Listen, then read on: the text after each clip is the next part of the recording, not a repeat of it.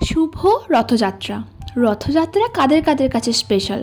আমার কাছে কিন্তু খুব স্পেশাল, কারণ আমার জন্মদিনের টাইমই সবসময় পড়ে রথ। আর রথ এলেই মনটা বলে ঘুরতে যাই ঘুরতে যাই, তাই ঘুরতে চলে গেছি ভাতারে। ভাতারে রথের মেলায় খুব আনন্দ হয়, আমরা প্রত্যেক বছরই যাই, মানে এই নিয়ে মোটামুটি 3-4 বছর যাচ্ছি। তো এই বছরও চলে গেছি রথের মেলায়, কিন্তু বিশ্বাস করো মেলাটা একদম ঘোরা হয়নি, কারণ বৌমনি আমাদেরকে ভাতারে নামিয়ে দিয়ে চলে গেছিলো বাড়ি।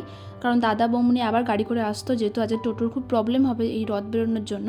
আর তারপরে আমরা মেলা থেকে বেরিয়ে রাস্তায় চলে গেছি, আর ওখানেই দেখি রথ আসছে। এই যে এখানে জগন্নাথ দেবকে আমরা দর্শন করে নিলাম, আর সেখান থেকে হাঁটি হাঁটি পায়ে চলে গেলাম প্রীতমদার বাড়ি। আর প্রীতমদার বাড়িতে গিয়ে দেখি বেবি নাকি টেবিলের তলায় শুয়ে পড়েছে। তারপরে ওখান থেকে আমরা একটা স্পেশাল জায়গায় যাচ্ছি, জায়গাটার নাম হচ্ছে বলগোনা। ওখানে গিয়ে শুনলাম নাকি মাটনের সিঙ্গারা পাওয়া যায়, তো সেই দোকানটাতে আমরা চলে গেলাম মাটনের সিঙ্গারা খাওয়ার জন্য। বিশ্বাস করো সিঙ্গারাটা সেই লেভেলের খেতে ছিল। আমি সিঙ্গারা খাই, তোমরা আমার চ্যানেলটাকে সাবস্ক্রাইব করে দাও। আজকের জন্য টাটা।